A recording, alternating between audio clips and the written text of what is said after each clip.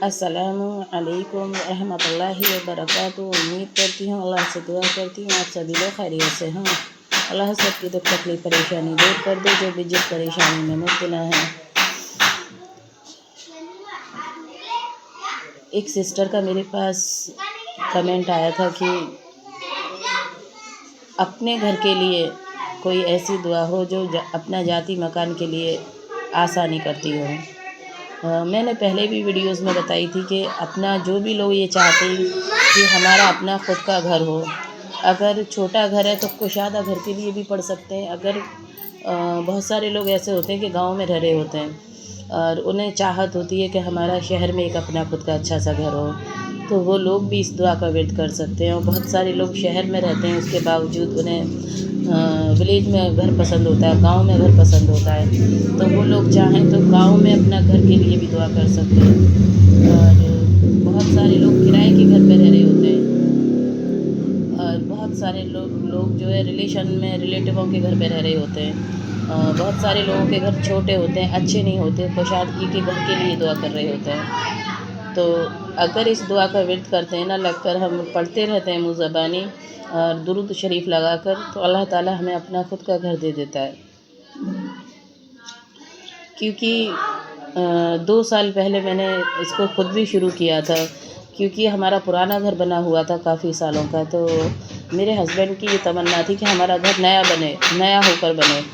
तो जब मैंने ये चीज़ देखी तो फिर मैंने इसका विर्द खुद भी किया। अल्लाह का शुक्र है कि आज मेरा खुद का नया घर बन रहा है और काफ़ी कुछ ही टाइम है उसको कंप्लीट होने में। इंशाल्लाह ने चाहा, जब अल्लाह मुझे दे सकता है तो हर किसी को दे सकता है।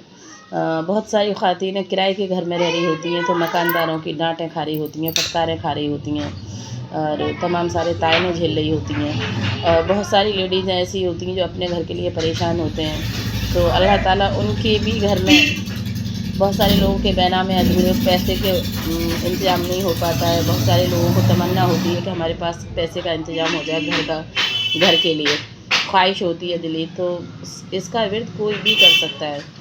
और छोटी सी दुआ है, बिस्मिल्लाहिर्रहमानिर्रहीम, रब्बी अंजिलनी, रब्बी अंजिलनी, रब्बी अंजिलनी, रब्बी अंजिलनी, मुनज़लम मुनज़लम मुनज़लम, मुबारकं मुबारकं मुबारकं वअंत वअंत खैरुल मुंज़िलीन, खैरुल मुंज़िलीन, खैरुल मुंज़िलीन। मैं एक आयत को कई बार इसलिए पढ़ती हूँ, जो कुरान शरीफ नहीं पढ़े हुए, जो अरबी पढ़ना नहीं जानते, वो पढ़ सकें। वैसे एक बार में ये दुआ इस तरीके से आती है, बिस्मिल्लाहिर्रहमानिर्रहीम, रब्बी अंजिलनी, रब्बी अंजिलनी, मुनज़लम मुबारकं मुबारकं व अंत खैरुल मुंज़िलीन, रब्बी अंजिलनी, मुनज़लम मुबारकं व अंत खैरुल मुंज़िलीन, रब्बी अंजिलनी, मुनज़लम मुबारकं व अंत खैरुल मुंज़िलीन। कि अल्लाह जहाँ भी कहीं मेरे लिए पानी है और जो अच्छी जगह मेरे लिए है उसको ज़ाहिर फरमा दे मेरे लिए। या मुसब्बिबल असबाब सब्बिबली अला खैर, कि अल्लाह खैर वाली जगह मेरे लिए अता फरमा दे, असबाब बना दे। अल्लाह ताला असबाब ऐसे बना देता है कि हमें जहाँ से गुमान भी नहीं होता, जहाँ से हमें पता भी नहीं होता, कि अल्लाह ताला हमारी ऐसी ऐसी जगह से हेल्प करता है। अल्लाह ताला का जब हमारे ऊपर गफूरुर रहीम, अल्लाह ताला हमारे लिए कहते हैं इन्नल्लाह गफूरुर रहीम, अल्लाह तो हमारे ऊपर मेहरबान रहता है, हमारे ऊपर रहम करता है। और एक हम ही हैं जो अपने आप को बेकीमत बना लेते हैं, एक हम ही हैं जो अल्लाह की रहमत से मायूस हो जाते हैं।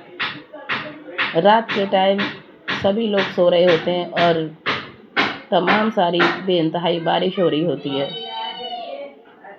अगर कहीं समर भी चलाते हैं तो उसका हम बटन दबाते हैं और बंद करते हैं। अगर हम कहीं मोटर भी चलाते हैं तो बंद करते हैं। लेकिन अल्लाह की बारिश का ना हम बटन दबा रहे होते हैं, ना खोल रहे होते हैं, और अल्लाह ताला तमाम सारी बारिश करके बरसात के मौसम में तमाम दूर दूर तक हरियाली बिखेर देता है। اور وہی ہریالی کبھی کبھی اللہ تعالیٰ سوکھے ہوئے موسم میں تبدیل کر دیتا ہے، پتجھڑ میں تبدیل کر دیتا ہے۔ اگر ہمیں اللہ کی اوپر اور اپنے اوپر یقین ہوتا ہے کہ ہم اللہ سے مانگیں گے تو اللہ ہمیں بھی ہر چیز نواز دے گا، تو اللہ ہماری تمنائیں بھی پوری کرتا ہے۔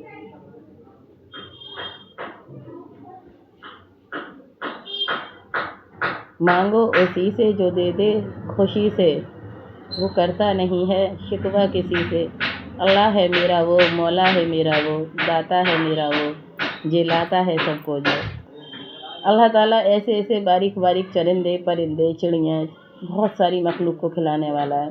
اگر ہم اللہ سے تنگی کے لیے اگر کوئی غلطی ہو جاتی ہے، اگر ہم سے کوئی گناہ ہو جاتا ہے، تو اگر ہم اس کے لیے بھی پڑھائی کرتے ہیں بسم اللہ الرحمن الرحیم، استغفار پڑھنے سے اللہ تعالیٰ ہماری روزی میں تنگی دور کر دیتا ہے۔ استغفار کا ورد ایسا ہوتا ہے کہ جیسے اللہ تعالیٰ ایک درخت پر پھول آ رہے ہوتے ہیں، پھل آ رہے ہوتے ہیں، اور بے انتہائی اس کے اوپر پتے بھی ہوتے ہیں۔ انسان کی زندگی اللہ تعالیٰ استغفار پڑھنے سے اللہ تعالیٰ ہمارے تمام سارے گناہ معاف کر دیتا ہے۔ اللہ تعالیٰ ہمیں شفا، اگر بیمار پڑتا ہے تو شفا دیتا ہے، اگر غمگین پڑتا ہے تو غموں کو دور کرتا ہے، گنہگار پڑتا ہے تو اللہ تعالیٰ گناہ دور کر دیتا ہے ہمارے، اور اللہ تعالیٰ ہماری بخشش کر دیتا ہے اور ہماری گھر میں خیر و برکت دے دیتا ہے تمام ساری۔ اگر ہم پیسے سے بھی اگر پریشان ہوتے ہیں نا، بسم اللہ الرحمن الرحیم، استغفر اللہ استغفر اللہ استغفر اللہ، اتنا بھی پڑھ سکتے ہیں۔ اگر آپ کو منہ زبانی اگر پوری دعائیں بڑی بڑی نہیں یاد ہوتی ہیں تو آپ اتنا بھی پڑھ سکتے ہو، استغفر اللہ بسم اللہ الرحمن الرحیم، استغفر اللہ من کل ذنب واتوب الیہ۔ اگر ہم اس کو بھی پڑھتے ہیں نا تو دنیا کی وہ ہر چیز ہمیں حاصل ہونے لگتی ہے جس کا ہم گمان بھی نہیں کرتے۔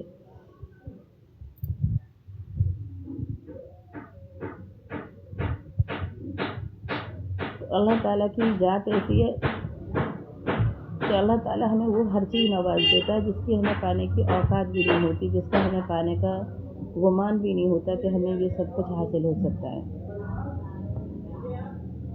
میں نے اپنی لائف میں ایسی ایسی چیزیں حاصل کی ہیں کہ جن کا مجھے کبھی گمان بھی نہیں تھا کہ اگر آپ کی روح بھی نکلنے کو ہو رہی ہوتی ہے نا، تکلیف بھی ہو رہی ہوتی ہے، اور ہم استغفر اللہ من کل ذنب واتوب الیہ پڑھنا شروع کر دیتے ہیں، بسم اللہ الرحمن الرحیم، استغفر اللہ الذی لا الہ الا هو الحی القیوم واتوب الیہ، یہ پڑھنا شروع کر دیتے ہیں تو کیا ہوتا ہے کہ اللہ ہمیں اتنا سکون دیتا ہے، اتنی تسلی ملتی ہے دل کو کہ کسی بھی چیز سے وہ سکون نہیں ملتا، ہمیں کسی دوائی سے بھی نہیں ملتا، کسی چیز سے نہیں ملتا جو اللہ کی یاد سے ملتا ہے۔ کیونکہ اللہ نے ہماری ہاتھ کی انگلیاں ایسی بنائی ہیں، ہمارے ہاتھ پیر اتنے قیمتی بنائے کہ جب ان میں درد ہوتا ہے، جب ان میں تکلیف ہوتی ہے، تب محسوس ہوتا ہے ہمیں کہ یہ بالکل اچھے خاصے چل رہے تھے اور نہ ان میں درد تھا، نہ ان میں کوئی تکلیف تھی، تو کیا ہم نے ان کی کوئی قیمت ادا کی اللہ کے لیے؟ جب ہمیں اس چیز کا احساس ہوتا ہے کہ ہم اپنے کپڑوں کو اپنے ہاتھوں سے دھو رہے ہوتے ہیں اور اس کا کوئی بل دینے کا بھی ڈر نہیں ہوتا ہے، ہم اپنے ویل چیئر پر لوگ بیٹھے ہوتے ہیں، وہ چل رہے ہوتے ہیں، انہیں دیکھ کر یہ احساس ہوتا ہے کہ ہمارے پاس کتنے قیمتی پیر ہیں جن سے کہ ہم گزر کے مطابق چل سکتے ہیں۔ بہت سارے لوگوں کے پاس ایک ہی پیر ہوتا ہے، ان لوگوں کو دیکھ کر یہ احساس ہوتا ہے کہ دوسرا پیر ہمارا کتنا قیمتی ہے۔ بہت سارے لوگوں کے پاس ایک ہی آنکھ ہوتی ہے، اسے دیکھ کر پتہ چلتا ہے کہ ہماری دوسری آنکھ کتنی قیمتی ہے۔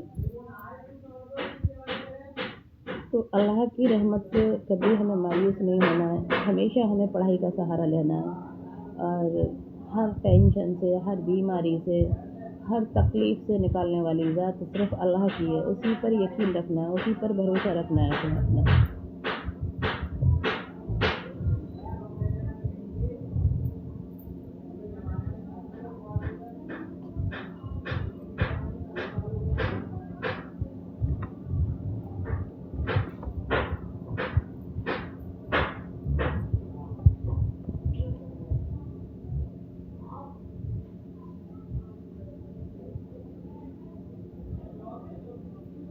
ایک سنت کے بارے میں، بسم اللہ الرحمن الرحیم، گناہوں سے معافی کی دعا۔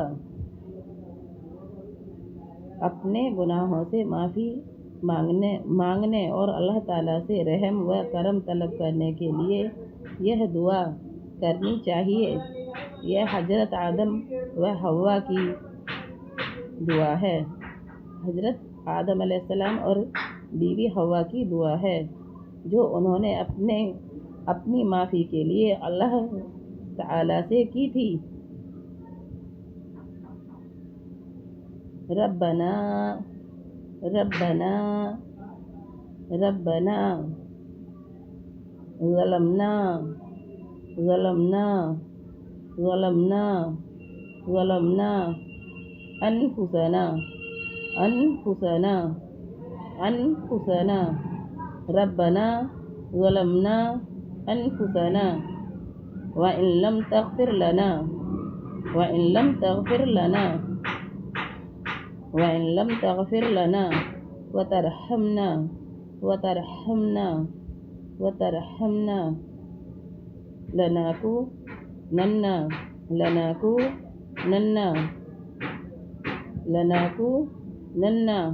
من الخاسرين ربنا ظلمنا أنفسنا وإن لم تغفر لنا وترحمنا لنكونن من الخاسرين۔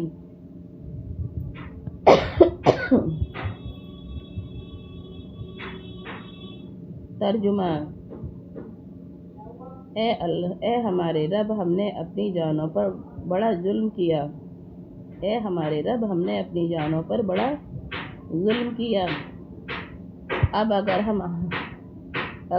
اگر آپ ہماری مغفرت نہیں فرمائیں گے اور رحم نہیں کریں گے تو ہمارا بڑا نقصان ہو جائے گا۔